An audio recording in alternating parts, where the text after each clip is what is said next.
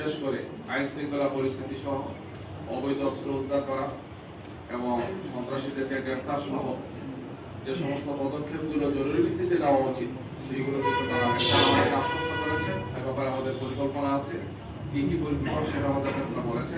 নির্বাচনের শিডিউল ঘোষণা তারা সেগুলো করবেন। আমরা এখন এগুলো দেখবো যে তারা এই সমস্ত বিষয়ে তাদের পদক্ষেপ তারা কি গ্রহণ করে।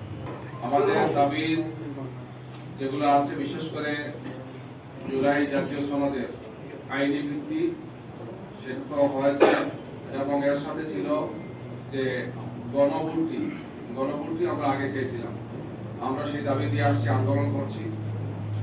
আমরা এখন যেটা চাইবো সেটা হচ্ছে যে এই গণভোটের মাধ্যমে যাতে হা জয়যুক্ত হয়, এই প্রচারণা এবং এই আন্দোলন আমাদের উপর আমরা দেশবাসীকে আমরা আহ্বান জানাচ্ছি, আমরা আহ্বান জানাতেই থাকবো যে গণভোটে যাতে সংস্কারের যে প্রস্তাবগুলো যাতে হা ভোটটা জয়যুক্ত হয় সেই প্রচেষ্টা আন্দোলন আমাদের উপর থাকবে। জামায়াত ইসলামের পক্ষ থেকে তো আমরা প্রাথমিকভাবে 300 আসনেই ঘোষণা দিয়েছি। আমাদের যারা আছেন তারা কাজ করছেন।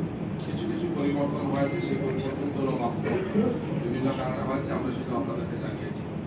এখন 8 দলের শীর্ষ নেতৃবৃন্দ বসবেন, সেটা আলোচনা চলছে এবং খুব শীঘ্রই বসে 8 দল চলমান, আমরা 8 দলের আন্দোলনে আছি, তাদের পক্ষ থেকে প্রার্থী চূড়ান্ত হলে আমরা ঘোষণা করব এবং সেটা খুব বেশি সময় লাগবে না ইনশাআল্লাহ।